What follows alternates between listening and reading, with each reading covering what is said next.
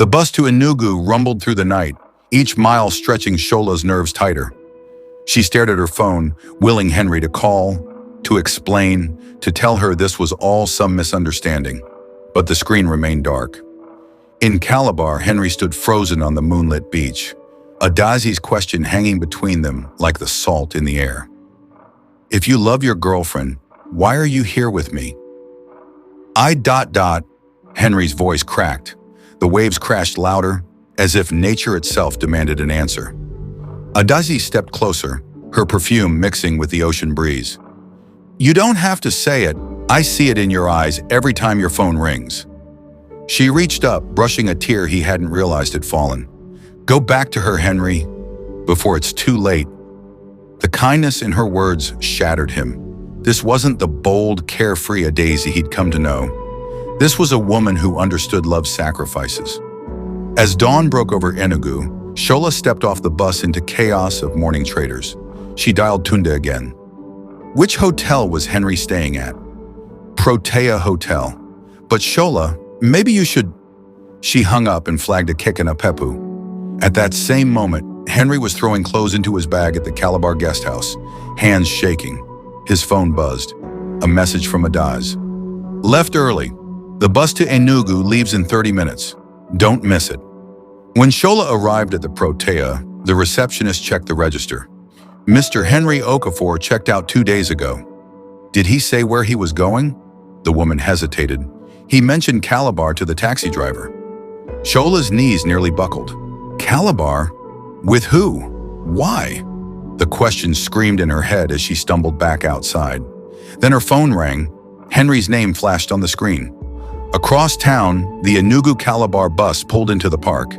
Henry jumped out before it fully stopped, running toward a waiting taxi. Protea Hotel, fast! Two hearts raced toward collision. Two phones connected.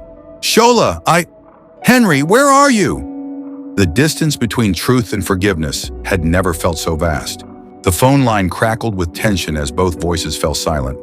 Henry stood frozen in the middle of the bustling Enugu motor park, the smell of burning fuel and roasted plantain filling the air around him. I'm in Enugu, Henry finally admitted, his voice barely above a whisper. But I just got back from Calabar. Shola's breath hitched on the other end. Calabar? With who, Henry? Around him, bus conductors shouted destinations. Passengers hurried by with luggage, and the world moved on, oblivious to the earthquake shaking his life apart. Shola, where are you? He asked instead of answering, his heart pounding. A long pause. Then the words that turned his blood to ice. I'm at your hotel. Henry's vision blurred. She had come looking for him. The realization that his lies had driven Shola all the way to Enugu hit him like a punch to the gut. I'll be there in 15 minutes, he said hoarsely. Please, just wait for me. As he jumped into a taxi, Adaeze's last words echoed in his mind. Go back to her before it's too late. But was it already too late? Meanwhile, Shola stood in the hotel lobby, her reflection distorted in the polished marble floors. The receptionist kept glancing at her with pity, making Shola acutely aware of how she must look. Tired, rumpled from the bus ride, her braids coming loose. Her phone buzzed.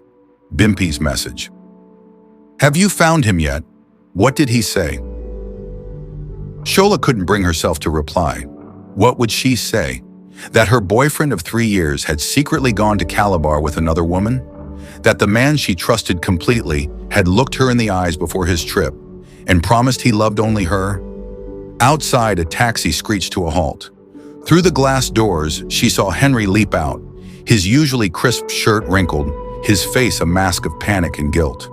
Their eyes met through the glass. In that suspended moment, Shola saw everything. The apologies, the excuses, the betrayal, before a single word was spoken. Her hands began to shake. Henry pushed through the doors, his mouth opening to speak just as Shola's phone rang loudly. The caller ID displayed a name that made Henry's face go pale. Adaeze. The ringing phone felt like a bomb between them. Shola's eyes darted from the screen to Henry's ashen face. Without breaking their locked gaze, she swiped to answer and put it on speaker. Hello. Her voice was steadier than she felt. Shola? Adaeze's smooth voice came through, surprised. I was calling Henry's phone. Henry lunged forward. Adaeze, don't! A beat of silence. Then understanding dawned in Adaeze's voice.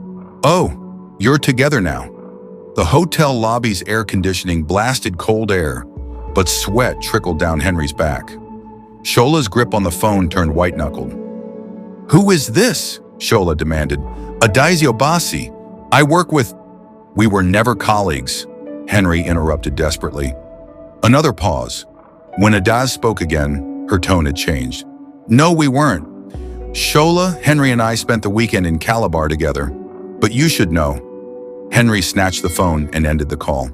The lobby plunged into silence. Shola took one step back, then another. The betrayal carved itself across her face in real time. First disbelief, then anguish, then something colder. It's not what you think, Henry pleaded. Don't. Shola held up a trembling hand. Just don't. The elevator dinged behind them. A family with laughing children spilled out, their joy a cruel contrast to the devastation between the couple. Henry reached for her. Let me explain, Shola recoiled. How long? When he hesitated, she grabbed her bag and strode toward the exit. Henry chased after her into the scorching Enugu afternoon. 2 weeks, he admitted to her, retreating back. We met 2 weeks ago. Shola whirled around, tears finally breaking free. 3 years, Henry. 3 years I loved you, and you threw us away for someone you knew 2 weeks? Passers-by slowed to watch the confrontation. Henry lowered his voice. Please, let's go somewhere private. Why? So you can lie more? Shola wiped her cheeks angrily. Was any of it real? Or was I just convenient until something better came along? Henry's phone buzzed again. Adaeze's name flashed once more. Shola let out a broken laugh. Answer it. Seems she can't wait 2 minutes to talk to you. As Henry stared helplessly between the ringing phone and the love of his life walking away, the chasm between them widened with every step Shola took. The midday sun burned down on the Enugu streets as Shola disappeared into the crowd. Her floral sundress the last flash of color Henry saw before she was gone. His phone kept buzzing in his hand, Adaeze calling for the 3rd time. Henry answered with a hoarse, What do you want? Adaeze's voice came through calm but firm. You hung up before I could finish. I was trying to tell Shola that nothing happened between us in Calabar. We shared one kiss, Henry, one moment of weakness, and I regretted it immediately. Henry sank onto the hotel's front steps, head in his hands. It doesn't matter now. She's gone. Then go after her, Adaeze snapped. I saw how you looked at her photo when you thought I wasn't watching. If you love her, fight for her. Across town, Shola stumbled into a quiet cafe, her vision blurred by tears. The waiter took one look at her distraught face and wordlessly brought a box of tissues with her coffee. Her phone buzzed with a message from Bimpe. Talk to me. What's happening? Shola typed with trembling fingers. He cheated. It's over. Before she could send it, the cafe door burst open. Henry stood there, chest heaving, his shirt soaked with sweat from running through the streets. Every patron turned to stare. Please, he gasped. 5 minutes. Then if you want me to go, I'll never bother you again. Shola's finger hovered over the send button. The cafe held its breath. In that suspended moment, the waiter quietly placed a second coffee cup across from Shola, an unspoken invitation. Henry approached like a man walking to his execution. As he slid into the chair, his phone buzzed again. Both their eyes dropped to the screen where Adaeze's name appeared once more. Shola finally sent her message to Bimpe and turned her phone face down. You have 4 minutes left, she said coldly, and you can answer that. I'm sure it's important. Henry did something unexpected. He powered off his phone completely. The screen went black as he set it aside. Nothing is more important than this, he said quietly, than you. Outside the cafe window, the streets of Enugu continued their busy rhythm, unaware of the fragile reconciliation beginning inside. Somewhere across town, Adaeze stared at her unanswered call, knowing exactly what Henry's silence meant. And in Lagos, Bimpe's phone pinged with Shola's message. She read it 3 times before typing her reply, knowing her next words could change everything. The cafe's overhead fan whirred softly as Henry searched Shola's face for any sign of the warmth he'd once known. Her eyes remained guarded, fingers tracing the rim of her coffee cup. "I never meant to hurt you," Henry began, his voice cracking. "What happened with Adaeze? It wasn't planned. But that's no excuse." Shola finally met his gaze. "Then why? After 3 years, why her?" Henry exhaled sharply. "You remember my birthday last month? When you canceled our dinner because of your work presentation?" Shola stiffened. "That's what this is about? One missed dinner?" "No," Henry shook his head. "It's about the 12 missed dates before that. The unreturned calls. The way you've been slowly disappearing for months." His voice dropped to a whisper. "I felt alone even when we were together." Across the table, Shola's anger faltered. Memories flashed through her mind. Henry's hopeful face when she'd postponed plans. The way his calls increasingly went to voicemail as she climbed the corporate ladder. Meanwhile, Bimpy's reply buzzed in Shola's pocket. "Before you end it, ask yourself, when did you stop choosing him?" Adaeze sat in her Enugu apartment, staring at Henry's last text. "I have to fix what I broke." She typed and deleted 3 responses before settling on, "If you truly love her, show her, not with words, but by becoming the man she deserves." The cafe's clock ticked loudly as Shola absorbed Henry's words. "You're right," she admitted quietly. "I got distracted. But Henry, you should have talked to me, not—" Her voice broke. Henry reached across the table but stopped short of touching her hand. "I know there's no excuse for what I did. But if you can find it in your heart to give me one more chance, I promise—" "Promises aren't enough anymore," Shola interrupted. She stood abruptly, chair scraping against the tile floor. "I need time, real time, not just days, weeks, maybe months." Henry rose slowly, his face pale. "Whatever you need." As Shola turned to leave, she paused at the door. Without looking back, she said, "I'll be at my sister's in Aba. Don't call, don't visit. When I'm ready, I'll contact you." The cafe door chimed as she exited, leaving Henry standing alone amidst the curious stares of other patrons. Outside, Shola finally checked Bimpy's message, fresh tears welling as she hailed a taxi to the bus station. At that same moment, Adaeze boarded a bus bound for Abuja, determined to put Enugu and Henry behind her. 3 lives forever changed by 2 weeks of fated love. But in the quiet of the departing buses, as the engines rumbled to life, one question lingered in each heart. Was this truly the end, or merely the painful beginning of something new? The bus to Aba rumbled through the dusty outskirts of Enugu as Shola pressed her forehead against the cool glass window. The rhythmic vibrations matched the turmoil in her chest, each mile taking her further from the wreckage of her relationship, yet offering no relief from the memories replaying in her mind. Back in the cafe, Henry remained frozen in place until the waiter gently cleared Shola's untouched coffee. The simple act snapped him back to reality. He fumbled with his phone, powering it on to see 3 more missed calls from Adaeze and a new message. "Gone to Abuja. This isn't goodbye. It's me giving you the space to fix what matters. If it's meant to be, our paths will cross again." Henry's fingers hovered over the keyboard before he typed a simple response. "Thank you for your honesty. Safe travels." As he hit send, he realized with startling clarity that his feelings for Adaeze had been nothing more than a desperate grasp for connection when he'd felt Shola slipping away.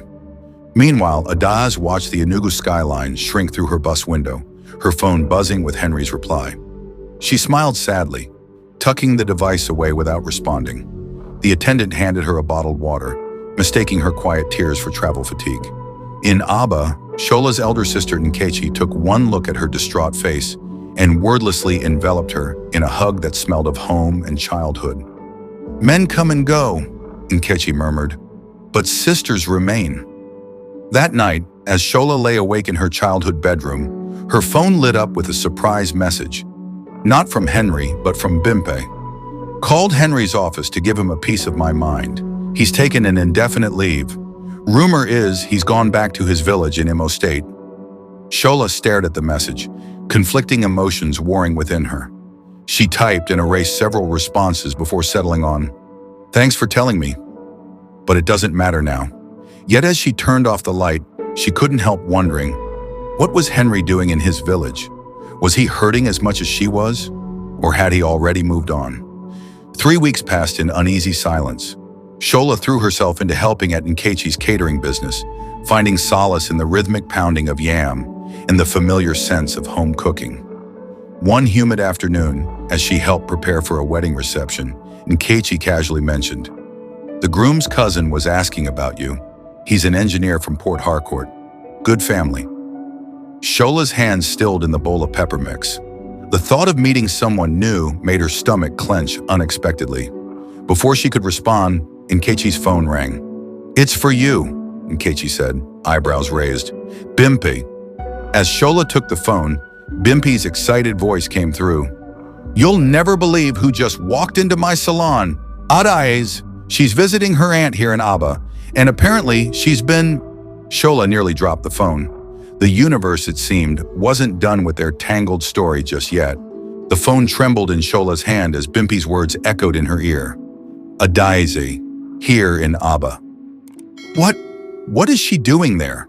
Shola managed to ask, her throat suddenly dry. Bimpi lowered her voice to a dramatic whisper. "She says she's visiting family, but get this, she asked about you. Like specifically." Shola's pulse spiked. "What did she say?" "She asked if I knew you, and when I said yes, she got this weird look on her face. Then she said, 'Tell her I'd like to talk. No drama, just talk.'" Shola's mind raced. Why would Adaeze want to speak to her? To gloat? To apologize? To explain what really happened between her and Henry? Nkechi, who had been listening with growing concern, plucked the phone from Shola's hand. "Bimpi, enough. My sister doesn't need this stress." She hung up before Bimpi could protest.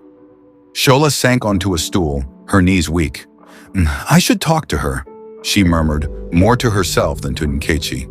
"Why?" Nkechi crossed her arms. "What good will that do?" Shola hesitated. "Because I need to know." Nkechi studied her sister's face, then sighed. "Fine, but not today. You're in no state to face her right now." Shola nodded, but her thoughts were already spiraling. Meanwhile, in a quiet village in Imo State, Henry sat on the veranda of his family's home, watching the sunset paint the sky in shades of orange and purple. His father, a retired schoolteacher, settled into the chair beside him with a grunt.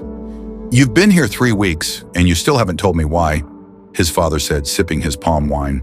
Henry exhaled. "I messed up, Papa. Really bad." His father waited silent. "I hurt someone I love," Henry admitted, his voice thick. "And now, I don't know if I can fix it." His father took another slow sip, then said, "You won't know unless you try." Henry rubbed his face. "She asked for space. What if she never wants me back?" His father chuckled dryly. "Then you respect that. But sitting here drowning in regret? That's not living, my son." Henry stared at the horizon, his father's words settling deep in his chest. Back in Aba, Shola stood outside the small cafe where Bimpi had arranged the meeting. Her hands were clammy, her breath uneven. Adaeze was already inside, seated at a corner table, her posture relaxed, but her eyes alert.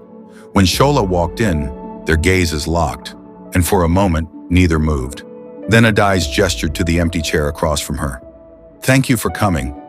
Shola sat, her heart pounding. "Why did you want to talk?" Adaeze studied her for a long moment before speaking. "Because you deserve to hear the truth. From me." Shola gripped her cup of tea, bracing herself. Adaeze leaned forward, her expression sincere. "Nothing happened between Henry and me," she said quietly. "There was a moment, one kiss, and then we both pulled away." She shook her head. "He couldn't stop talking about you, even when he tried not to." Shola's breath caught. "Then why did he go to Calabar with you?" Adaeze sighed. "Because he was lonely, because you were slipping away, and he didn't know how to tell you." She met Shola's eyes. "But he loves you. I saw it every time your name popped up on his phone." Shola's vision blurred with tears. All this time, she had imagined the worst, only to learn that Henry's heart had never truly strayed. 3 months later. The golden evening light bathed the Lagos shoreline as Shola stood at the water's edge, her sundress fluttering in the breeze. Behind her, footsteps crunched on sand. "You came," Henry said softly. She turned. He looked different, lighter, like he'd shed an old weight. "I did," she said. They stood in silence, the waves filling the space between them. "I'm sorry," Henry finally said. "For everything." Shola nodded. "Me too." He reached into his pocket and pulled out a folded piece of paper. "I wrote you letters, every day we were apart. This one is the most important." Shola unfolded it, her hands trembling. "I don't deserve a second chance, but if you're willing to try, I promise to choose you, every single day in every single way. No more running, no more fear, just us." She looked up, tears streaming down her face. Henry's eyes mirrored hers. "I love you," he whispered. Shola stepped forward, closing the distance between them. "I love you too." As his arms wrapped around her, the last fragments of doubt dissolved. Their love hadn't faded. It had simply needed time to remember its way home. Epilogue. 1 year later, under the same Lagos sunset, Henry knelt on the sand and slipped a ring onto Shola's finger. Adaeze, now a close friend, cheered from the sidelines with Bimpi and Nkechi. And as the waves crashed gently against the shore, Henry and Shola kissed, proof that even the most fractured love could heal, stronger and brighter than before. The end.